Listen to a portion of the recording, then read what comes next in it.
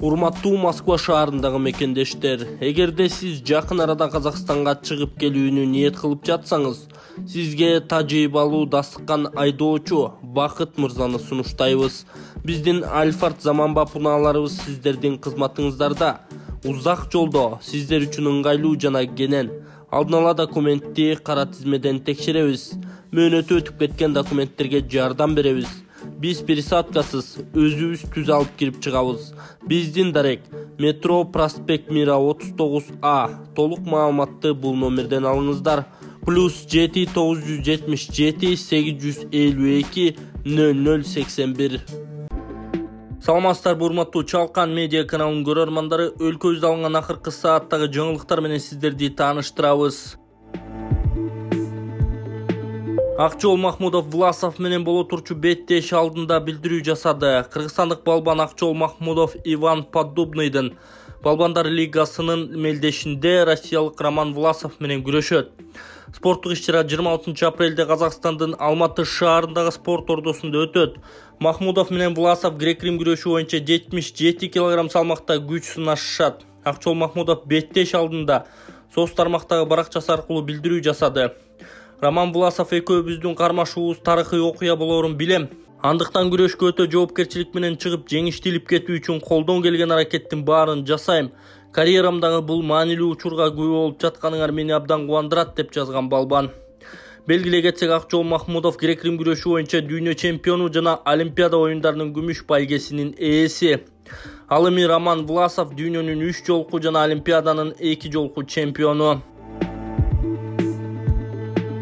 БШК Жаныбек Абировду депутаттык мандатынан ажыратты. Борбордук шайлоо комиссиясы 27 мартта Жаныбек Абировду Жогорку Кеңештеги депутаттык мандатынан ажыратты. Ленин районунан шайланган Абиров мандатын тапшыруу жөнүндө арызды кечээ жазган.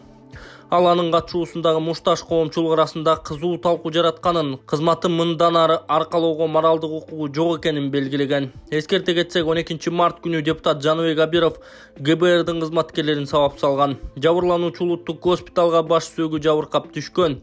Окуяга президент Садыр Жапаров реакция жасап, депутат соц тармак аркылуу элден кечирим да сураган. Башкы прокурор Жогорку Кеңешке Абировду кылмыш жоопкерчилигине тартууга макулдук сурап кайрылган. Конституциялык мыйзам, мамлекеттик түзүлүш жана сот укуктук маселелер боюнча комитет парламентке иштин жагдайын иликтеп чыга турган комиссия түзүүнү сунуштаган. Натыйжада териштирүүчү депутаттардын тобу түзүлгөн. Зулушов эки досту ажыратып жатат. Кыргызстандын бийлик бутактарын колунда бекем кармап турган инсандардын бири-бири менен өз ара мамилеси тууралуу коомчулукта ар дайым ар кандай сөздөр жүрүп келет. Бул жолу президент Садыр Жапаров менен УКМКнын төрагасы Камчыбек Ташиевдин ортосундагы достук мамиле кийинки учурда солгундай түшкөндүгү жабык түрдө да ачык да айтыла баштады. Негизи эле Кыргызстандын бийлигинде достук деген мамиле болбой тургандыгы далилденип калгандай. Буга эң негизги мисал катары мурдагы президенттер Атамбаев менен Жээнбеков жөнүндө айтылып келет. Экөөнүн коомчулукка ачык жарыялаган достугу эмне менен бүткөндүгү баарыбызга маалым. Жапаров менен Ташиевдин ортосундагы достук дагы ошондой окуяларга туш келбейби? Ансыз деле президент Жапаровго караганда УКМКнын төрагасы Ташиевдин өлкөдөгү маанилүү маселелерди чечүүдөгү таасири күчтүү экендиги ачык билинип калууда. Бул өзгөчө кадрлык маселелерде көп байкалат, бирок кийинки учурда айрымдар баамдагандай Жапаров менен Ташиев көп жолукпай да калды. Ал эми бийликтин 3-чү адамы аталган башкы прокурор Зулушов менен Садыр Жапаровдун тескерисинче жакындаша баштаганы талкууга түшүүдө. Бул экөөнүн жакынкы Нооруз салтанаттарында чогуу болгондугу ММКлар менен соц желелердеги сүрөттөр жана видеолор аркылуу көрүндү. Коомчулук баамдаган бул көрүнүштөр эмнеге алып барышы, эмне менен аякташы мүмкүн, буга так жоопту эч ким бере албайт, деп жазган Аргумент Кежи сайты. Быйылкы түшүң кандай? Быйыл Кудайга шүгүр сон көрүп тургандардан чоң-чоң болду. Кызыл, кочкул жакшы болду, мынакей чоң-чоң болду. Метр болуп калыптыр десең бою. Метр. Результаты бар экен. Гуминин базар жок, жакшы экен да. Бойго бериптир как раз. Ростко да бериптир, жакшы. Айба мынакей баянкы мен айтып аткан гумин удобрение. Мынакей айба результат. Мына картошка бир чачкам. Карачы кандай бодрый картошка. Карачы могулар сабактарын жоон. Картошканы бир сулардым дагы, бир лезвия жүргүздүм. Так эле ушундай мен менен бир сепкен, чогуу эле сепкенбиз катарлаша эле. Саламатсызбы мынакей. Бул да бир лезвия менен бир кара суат кылды. Бир лез барды мынакей. Экөөбүздүкүн айырмасы мына. Мына картошка. Мен гумин семирткичин сепкенмин. Бир эле жол. Ошол трактор менен себилди. Натыйжасын мына ошо сиздерге көрсөтүп атам. Мен канча жылдан бери ушу дыйканчылык кылып эле жүрөм, бирок мындай натыйжа болгон эмес. Эң жакшы натыйжа болду. Батукаевдин иши эртең кайра каралат. Отурумга Атамбаев катышабы. Мурдагы президент Алмазбек Атамбаевдин Кримтөбөл Азиз Батукаевдин мыйзамсыз бошотулушу боюнча иш 1-май райондук сотунда 28 марттан тарта кайра карала баштайт. Бул тууралуу репортер Кейжиге аталган соттон билдиришти. Маалыматка караганда отурум саат 9:30га белгиленген. Мурдагы президенттин жактоочусу Замир Жошев репортер Кейжиге билдиргендей, Алмазбек Атамбаев дарылануудан өтүп жаткандыктан соттук отурумга катыша албайт.